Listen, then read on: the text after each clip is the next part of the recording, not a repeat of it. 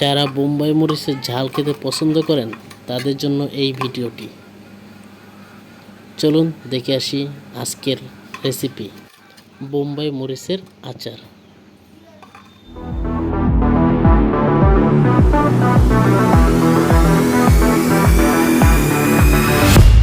তো আচারটি রেডি করতে হলে প্রথম লাগবে হলো সরষে বাটা, সর্ষের তেল, আর হচ্ছে হলো আদা রসুন বাটা, সাথে লাগবে হলো জিরে, তারপর লাগবে হলো আপনার পাঁচফোড়ন দিলে দিতে পারেন, না দিলে নাও দিতে পারেন।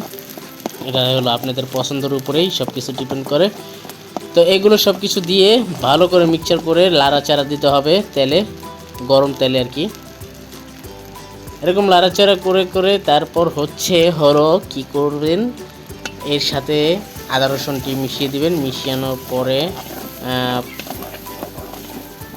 এই যে যখন ভাজা সুন্দর একটা ঘ্রাণ আসতেছে, তারপর একটু পানি দিয়ে দিবেন। পানি দেওয়ার পরে আবার একটু নেড়ে চেড়ে নেবেন। নেড়ে চেড়ে নেওয়ার পরে একটু স্বাদ অনুযায়ী লবণ দিয়ে দেবেন।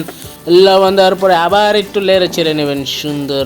তারপর হচ্ছে ভাজা ভাজা যখন হয়ে যাবে, এই যে দেখুন ভাজা ভাজা হয়ে গেছে, তারপর দিয়ে দেবেন এই কাটা সেই বোম্বাই মরিচ, যা খেলে চোখে জল, মুখে জল চলে আসবে অটোমেটিক।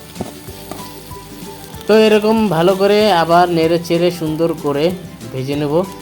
ভাজা হয়ে গেলে এর সাথে দিয়ে দেব আবার সুন্দর করে একটু তেঁতুলের সস।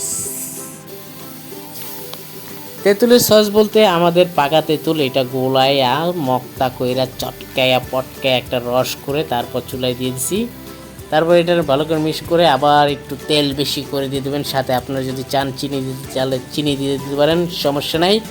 কিন্তু যারা ঝাল খেতে পছন্দ করেন আমি মনে করি যে চিনি না দিলেই বেটার। তারপর এটার সাথে আপনি যখন হয়ে আসবে সাথে দিতে পারেন একটু ঘি। ঘিটা দিলে একটু স্বাদটা ভালো হয়। তো ঘিটা দেওয়া হয়ে গেল। ঘিটা দেবেন কোন পরিমাণ এটাও বলে দিচ্ছি, 2 থেকে 3 চামচ, বেশি দিন না কিন্তু, তাহলেই কিন্তু আকার।